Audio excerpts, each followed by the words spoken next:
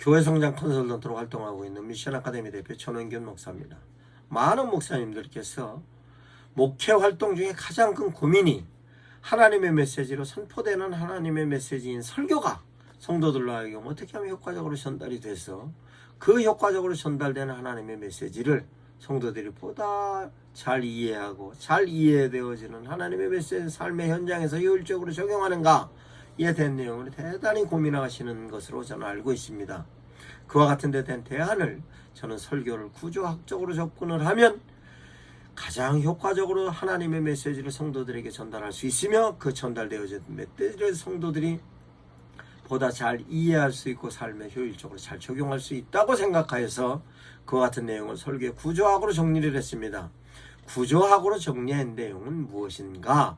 그러면 구조하게 된 내용은 내가 가지고 있는 생각을 상대방에게 전달할 때 그 전달되어져 있는 내용이 효과적으로 전달되고 상대방이 효과적으로 이해하기 위해서는 그 내용을 두 가지 방법으로 제시합니다. 하나는 말로서에는 언어적인 부분과 하나는 글로서 정리하는 문장에 관련된 내용입니다. 그러면 설교는 문장으로서 정리한 설교 원고를 표현을 언어적인 표현을 하는 것이므로 실제적으로 구조는 문장으로서 정리하는 글이나 언어적 말로서 표현하고 있는 언어나 같은 구조입니다. 그 같은 구조는 어떻게 정리가 되느냐?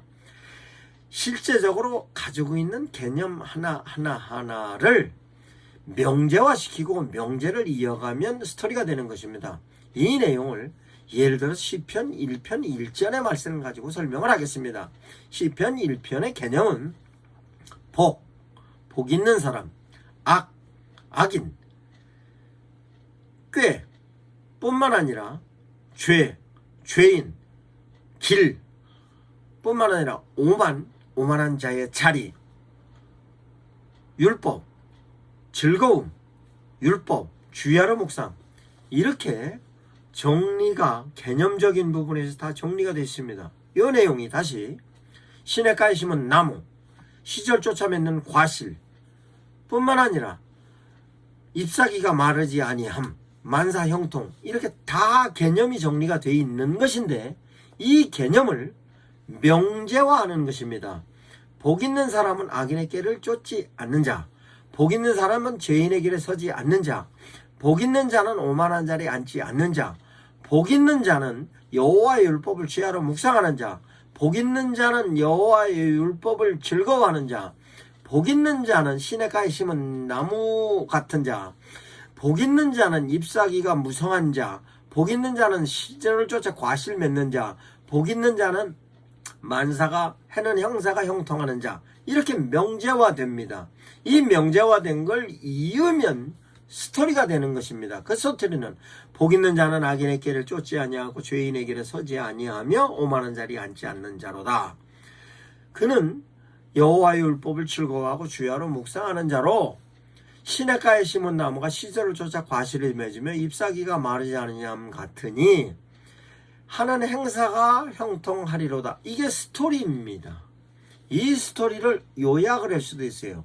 복 있는 자는 악인의 길을 쫓지 아니하는 자로 여호와의 율법을 즐거워하고 그러면 시냇가에 심은 나무가 시절을 쫓아 과실을 맺으며 잎사귀가 마르지 아니한 것 같이 행사가 형통하리로다. 이렇게 스토리를 축소도 할 수도 있고 늙을 수도 있고 명제는 명제를 어떻게 연결을 했냐에 따라서도 복 있는 자는 악인의 길을 쫓지 아니하고 그 악인의 길을 쫓지 않는 자는 시냇가에 심은 나무가 시절을 쫓아 과실을 맺어 만사가 형통하며 그러기 위해서는 여호와의 율법을 즐거워하고 주야로 묵상해야 된다. 이렇게 실제적으로 명제를 어느 부분에 갖다 붙이느냐에 따라서 설교에 관련된 내용이 목적과 내용과 방법이 같은 본문이지만 정리가 되는 것입니다.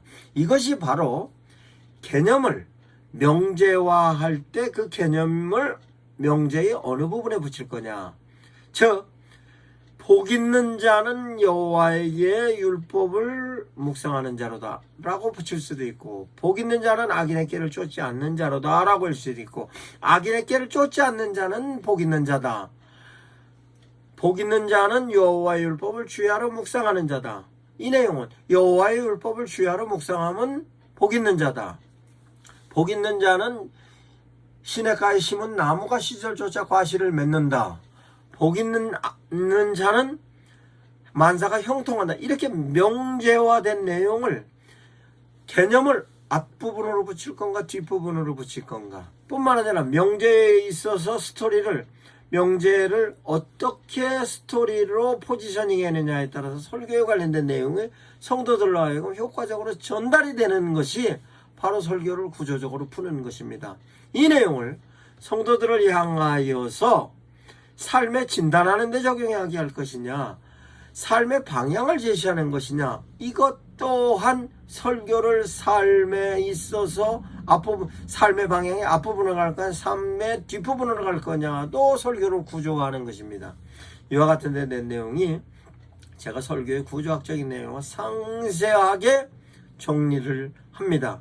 설교 부분에 있어서 효과적으로 전달하는 모든 부분에 대한 내용을 제가 9월 7일부터 9월 28일까지 매주 목요일날 10시부터 1시까지 설교 구조하게 된 내용을 강의합니다. 목사님들께서 강의를 참조하셔서 설교의 획기적인 변화를 이루시기 바랍니다. 미션 아카데미 대표 전원균 목사입니다.